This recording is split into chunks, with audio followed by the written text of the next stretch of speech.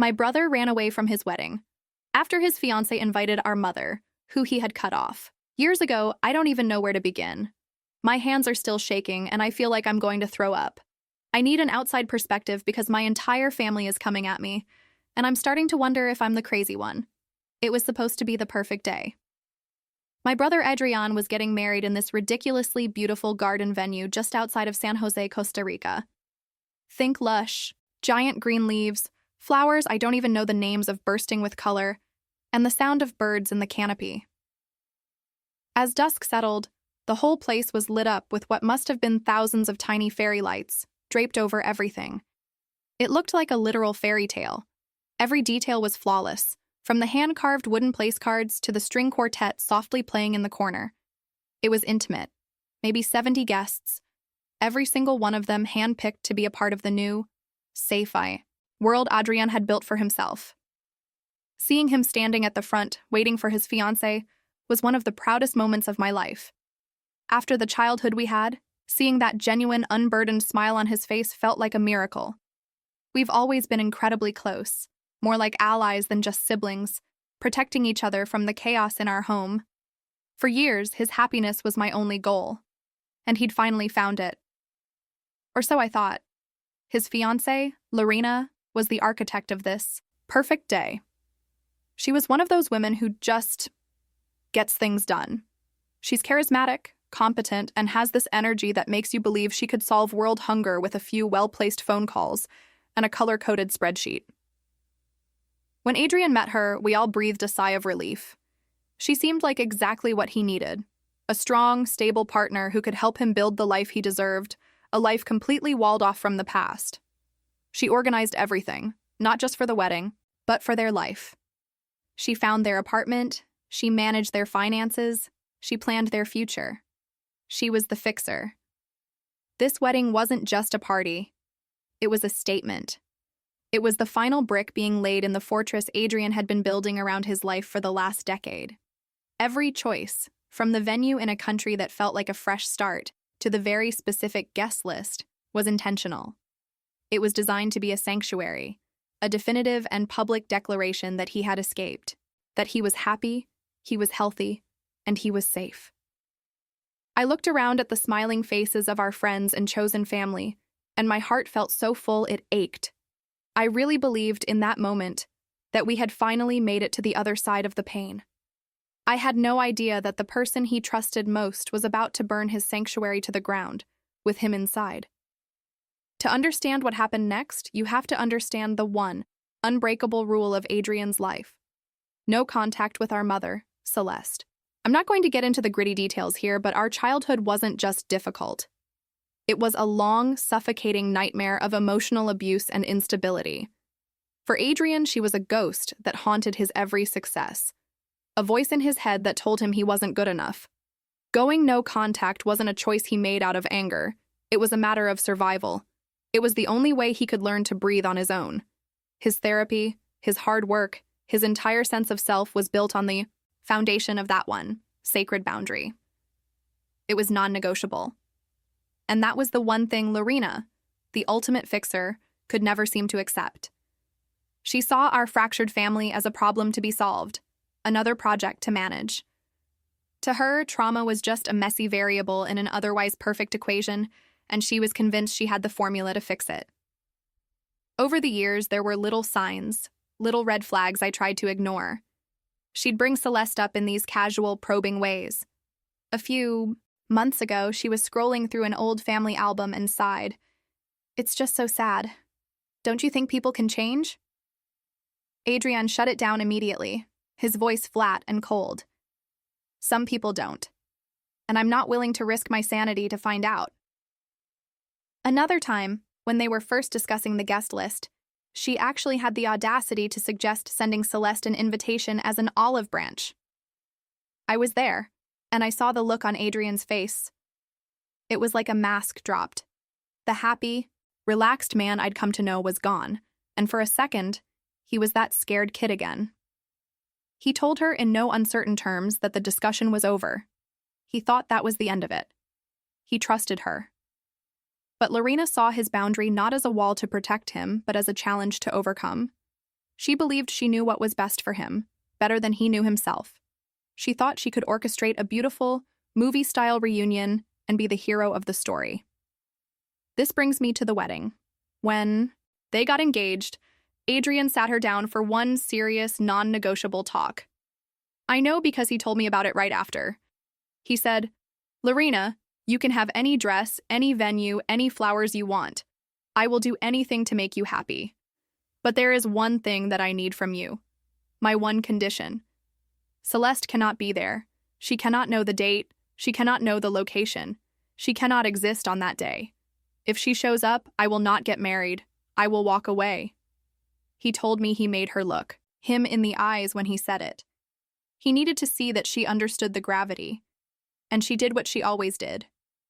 She smiled that reassuring, capable smile, cupped his face in her hands, and said, "Of course, mi amor. I would never, ever hurt you like that. I promise." She promised. She looked the man she was supposed to love for the rest of her life in the eye, listened to his deepest fear, and she lied. The string quartet started playing. It was some beautiful classical piece I didn't recognize, and the notes floated through the warm, humid air, mixing with the scent of gardenias from the floral arch. The guests were all seated, their faces turned towards the front, a sea of soft smiles and happy anticipation. I was in the front row, and I had a perfect view of Adrian. He was rocking back and forth on his heels, a nervous habit he's had since he was a kid, but he was beaming. His eyes kept darting around, taking it all in, and every time he caught my eye, he'd give me this small, shaky, overwhelmingly happy grin. The knot of anxiety I always carry for him finally felt like it was dissolving. He was safe. He was here. Then Lorena appeared at the end of the aisle. I have to admit, she was breathtaking. Her dress was simple but elegant, and she moved with this incredible confidence, like she was born for this moment. The cameras were flashing. Everyone was sighing. She was gliding towards my brother, the picture of a perfect bride about to complete the perfect fairy tale.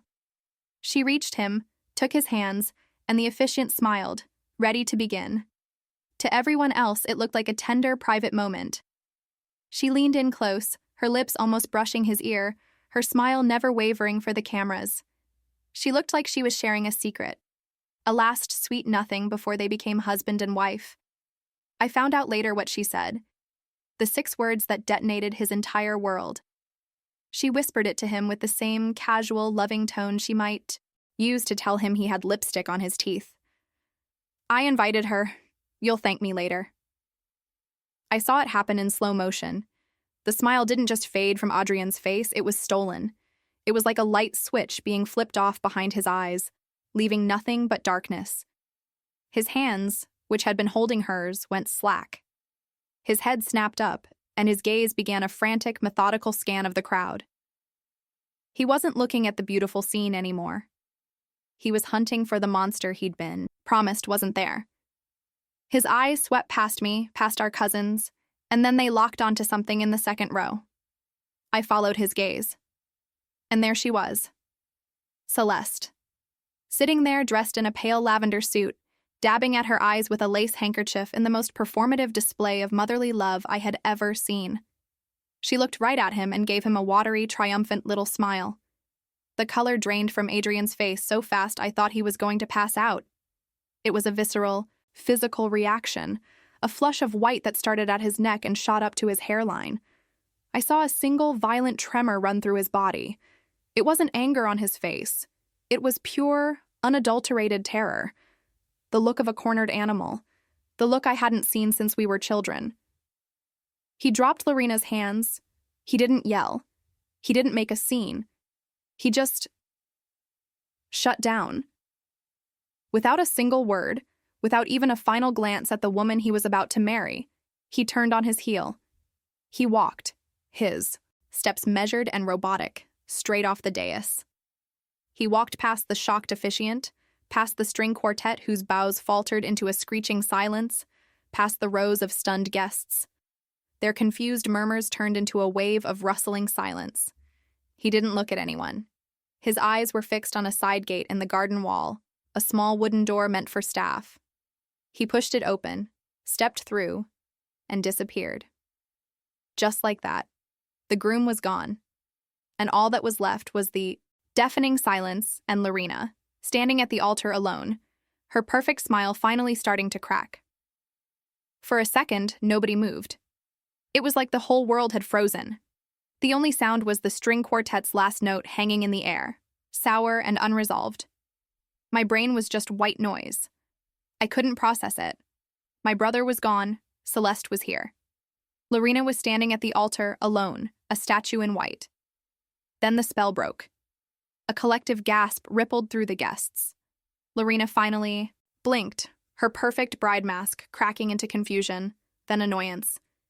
She let out a little tinkling laugh that was the most horrifying sound I've ever heard. "Oh, men," she said, turning to her maid of honor with a roll of her eyes. "He just has cold feet. He'll cool off and be right back." That's what did it. That one sentence. The casual, dismissive way she wrote off his soul-deep terror as a simple case of nerves. My shock curdled into a rage so hot it felt like my blood was boiling. Across the aisle, I saw Celeste burst into performative crocodile tears, clutching the arm of a confused-looking uncle. "I just wanted to see my son," she wailed, loud enough for everyone to hear. "I just wanted to be part of his special day." The two of them, the architects of his pain, were already spinning their narratives, casting themselves as the victims. I was on my feet before I even realized I was moving. My only thought was Adrian. I had to get to Adrian. I pushed past my aunt, who tried to grab my arm and whisper, "What's going on?" I ignored her. I walked straight past the front, and for a split second, I made eye contact with Lorena. The look on her face wasn't panic or remorse. It was irritation. Like my brother had just inconveniently spilled wine on her perfect day. I followed the path he took, my heels sinking into the soft grass. I shoved open the same wooden side gate and found myself in a gravel service area behind the gardens. The magical music was gone, replaced by the hum of a generator and the distant sound of traffic. "Adrian!" I called out, my voice sounding thin and shaky. Nothing. I ran towards the parking lot, a sprawling, dusty clearing under the harsh afternoon sun. My heart was hammering against my ribs, a frantic drumbeat of pure fear. I finally found him. He was wedged between a rental car and a huge guanacaste tree, hidden from view of the venue. He was bent over, his hands on his knees, hyperventilating. The sounds he was making were gut-wrenching, these awful, ragged gasps for air that sounded like he was drowning. His brand-new, perfectly tailored suit was already wrinkled, and sweat was dripping from his forehead onto the dusty ground. He looked like that terrified little boy I'd spent my whole life trying to protect. I rushed to his side, putting my hand on his back. He flinched violently, a full-body recoil, before he realized it was me. "I can't," he choked out, his eyes wide with panic. "I can't breathe. She had her sitting there, smiling, like she'd won." I know, just breathe with me," I said, trying to keep my own voice from breaking. I tried to coach him through it, the way our therapist taught us years ago. In for 4, out for 4.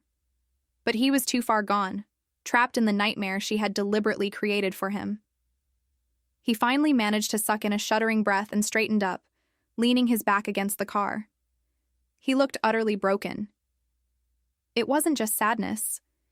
It was the look of a man whose last safe place had been invaded and desecrated by the one person he trusted to guard the door. He looked at me, his eyes hollowed out. "She promised me," he whispered, his voice cracking. "She looked me in the eye and she promised." He slid down the side of the car until he was sitting on the hot, dusty ground, burying his face in his hands. His shoulders shook with silent sobs. After a minute, he looked up again, and the grief in his eyes had been replaced by a terrifying, dead kind of clarity. "I'd rather be alone forever," he said, his voice low but steady, each word a stone dropping into a deep well, than be trapped by a woman who didn't listen. Hearing those words, seeing that look on his face, it was like a switch flipped in my own head. This wasn't a wedding day disaster anymore. This wasn't a groom with cold feet. This was an escape, a prison break. And in that moment, my mission changed. I wasn't there to save the wedding or smooth things over. I was there to protect my brother. I was there to burn the whole goddamn thing to the ground. His words were like a bucket of ice water dumped over my head. The panic vanished, replaced by a cold, sharp clarity. He wasn't just heartbroken. He was a man who had just narrowly escaped a trap he didn't even see being set. Lorena hadn't made a mistake. She had shown him exactly who she was, a person who believed his deepest trauma was a stage prop for her own fairy tale ending. My brother wasn't just a groom who ran. He was a survivor making a break for it. "Okay," I said, my voice suddenly steady. "Okay, Adrian, give me your car keys. Stay right here. I'm going to handle this." He fumbled in his pocket and handed them over without a word, his eyes still vacant. I squeezed his shoulder once, then turned and walked back towards the garden, my stride now filled with a purpose that felt terrifyingly absolute. The wedding was over. My only job now was to make sure everyone knew who had ended it, and why. I slipped back through the side gate. The scene had descended into chaos. Guests were standing in awkward clumps, whispering to each other. Lorena was now surrounded by her bridesmaids, playing the part of the wronged woman beautifully. I marched past them, my eyes scanning for my targets. I found the wedding planner first, a flustered woman with a headset, trying to get the string quartet to start playing again. "Stop," I said, my voice low and firm. "Stop everything. The wedding is canceled." She looked at me, bewildered. "But it's canceled," I repeated, leaving no room for argument. Next, I found Lorena. I walked right up to her little circle of sympathy, ignoring the glares from her friends.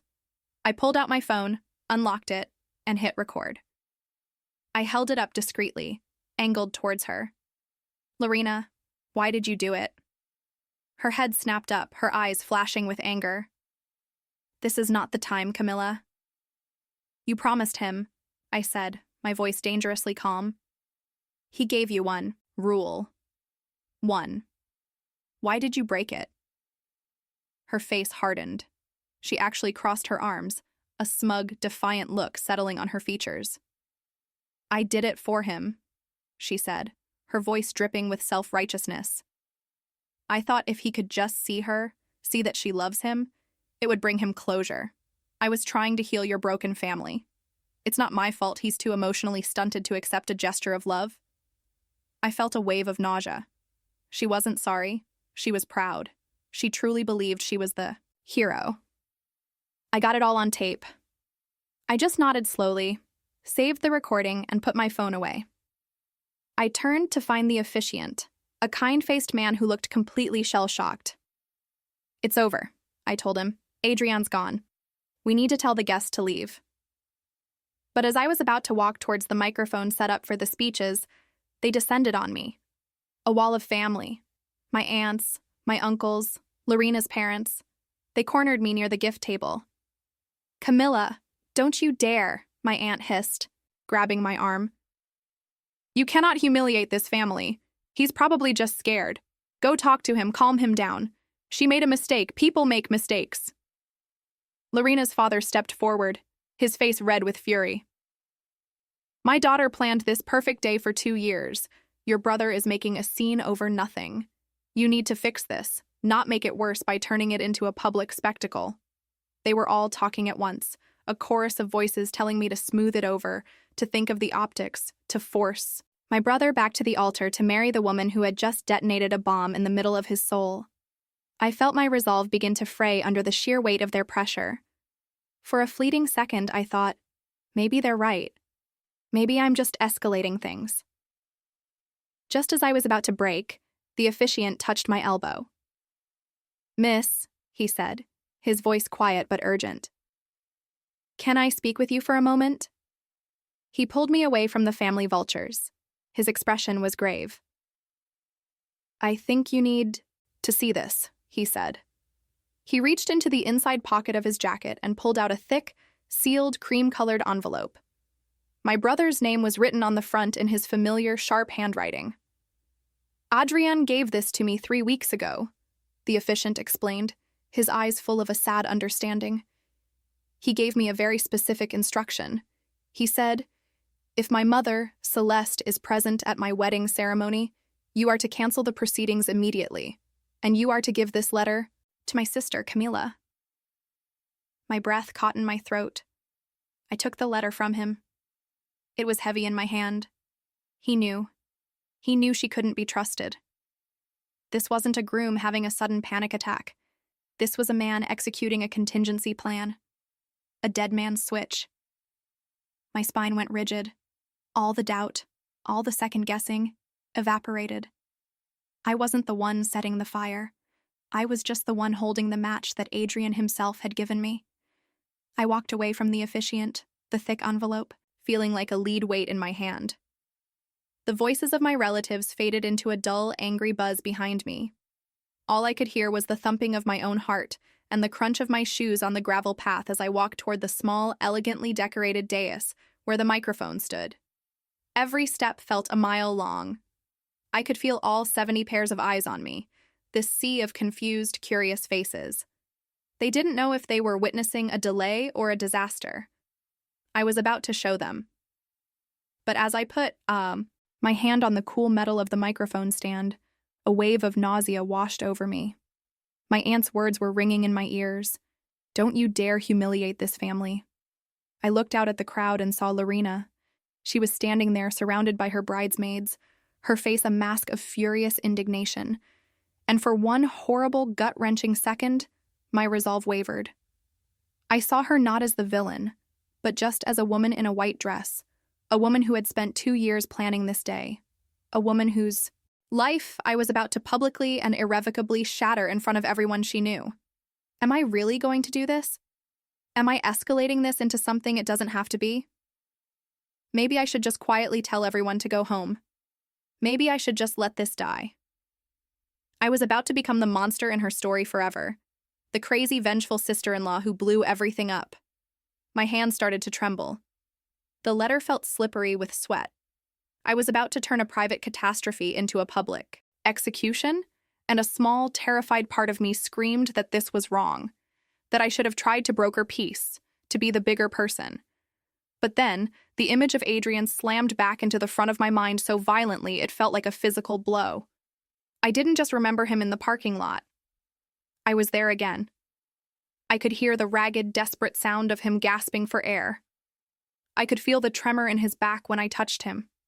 I could see the raw terror in his eyes, that specific, haunted look that I thought we had left behind in our childhood bedroom 2 decades ago. He wasn't just having a panic attack, he was having a memory. He was a little boy again, trapped and terrified by the one person who was supposed to keep him safe. And I realized Lorena hadn't just made a mistake. She hadn't just been naive. She had taken the most vulnerable part of the man she claimed to love, the wound he had spent years painstakingly stitching closed, and she had ripped it open with a smile on her face, just to see what would happen. She had heard his one desperate plea for safety and decided that her desire for a perfect story was more important than his sanity. That's when I understood. Boundaries aren't suggestions to test. They're not polite requests you can choose to ignore. For someone like Adrian, a boundary like this is the load-bearing wall of their entire life. It's the one thing holding the roof up. And Lorena didn't just tap on it to see if it was sturdy. She took a sledgehammer to it, on purpose, and then acted surprised when the whole house came crashing down. This wasn't a misguided attempt at healing. It was an act of profound violence, dressed up in a wedding gown. The nausea vanished, replaced by a cold, hard certainty that settled deep in my bones. I wasn't the one ruining the day. The day was already ruined. The wedding was already a crime scene. I was just the one with the courage to read the report out loud. Adrian had handed me this letter, not to start a war, but to end one. I looked up, my hand steady now on the microphone stand. I met Lorena's furious glare from across the garden. I wasn't afraid anymore. I was just the messenger. I tapped the microphone, and the soft pop echoed through the garden, silencing the last of the whispers. Every eye was on me. I unfolded the letter. the heavy cream paper crackling in the sudden, absolute stillness. I didn't read the whole thing, just the parts that mattered. I started with his words, my voice shaking at first, then growing stronger with every sentence. To my friends and family, I began, my voice amplified, sounding strange and foreign to my own ears. If you are hearing this, it means that a boundary I set for my own safety and mental well-being has been deliberately violated. It means the one person I trusted to protect that boundary has chosen to betray it instead. A collective, audible gasp went through the crowd. I saw people turning to look at Celeste, who had the decency to at least look ashamed, her crocodile tears suddenly looking very real. I kept reading, quoting the part where Adrian explained without malice and with a heartbreaking clarity that his relationship with our mother was not something to be fixed, and that anyone who tried to force a reconciliation against his will was not someone who could be a safe partner for him. I glanced up from the page and looked at Lorena. The smug, irritated mask had melted away, replaced by a slack-jawed, ashen-faced horror. This wasn't in her script. The hero doesn't get a letter read about her at the altar. She was staring at me, her eyes wide with disbelief, as if she couldn't comprehend that there were consequences. I read the final lines from his letter. The wedding is, therefore, cancelled. Please enjoy the food and drink if you wish. But there will be no ceremony. All deposits are forfeit. This is not a decision made in anger, but in self-preservation. I folded the letter, my hands, perfectly steady now. I lowered the microphone from my mouth but didn't move away. I looked straight across the lawn, past the rows of stunned guests, and locked eyes with Lorena. The silence was so profound I could hear the faint buzz of the fairy lights. He asked for one boundary, I said, my voice now my own, raw and quiet, but carrying through the still air. You trampled it. That was it. The aftermath was surreal. There was no big dramatic explosion. It was just an ending. People started to get up, not speaking, just gathering their things in a stunned, uncomfortable silence. It was like a funeral. They avoided looking at Lorena, at Celeste, at me. They just wanted to leave the scene of the crime. Within 20 minutes, the garden was almost empty, leaving behind a ghost of a party, perfectly set tables, untouched champagne flutes, and a floral arch with no one to stand under it. Lorena finally broke. She let out a scream of pure rage and tried to run after me as I was leaving, shouting about how I'd ruined her life. But Adrian had planned for that, too. The venue's security, 2 large men in discreet black suits, stepped in front of her, blocking her path. He had arranged it with the officiant. If the letter was read, security was to ensure she couldn't follow him or me. Celeste, seeing her grand reunion had failed and she was now the villain of the story, slipped away without another word. It's been a few days. Adrian is safe. He sent one text to Lorena officially, ending the engagement and telling her he had movers getting his things. He's already found a new apartment and is staying with a friend until it's ready. He's starting his life over from scratch. He's broken, but he's free. But my family is furious. They're not mad at Lorena for her betrayal. They're mad at me. I've been getting non-stop calls and texts telling me I turned a private disaster into a public execution, that I should have been the peacemaker, that I should have quietly canceled things and protected everyone's dignity. They think I permanently destroyed any chance of reconciliation for Adrian, not just with our mother, but with Lorena, by burning everything down so publicly. They believe Lorena made a stupid, misguided mistake out of love, and that I weaponized Adrian's pain to humiliate her. So, Reddit, I need to know. Aita for publicly canceling my brother's wedding and exposing his fiancée after she deliberately ignored his one non-negotiable boundary?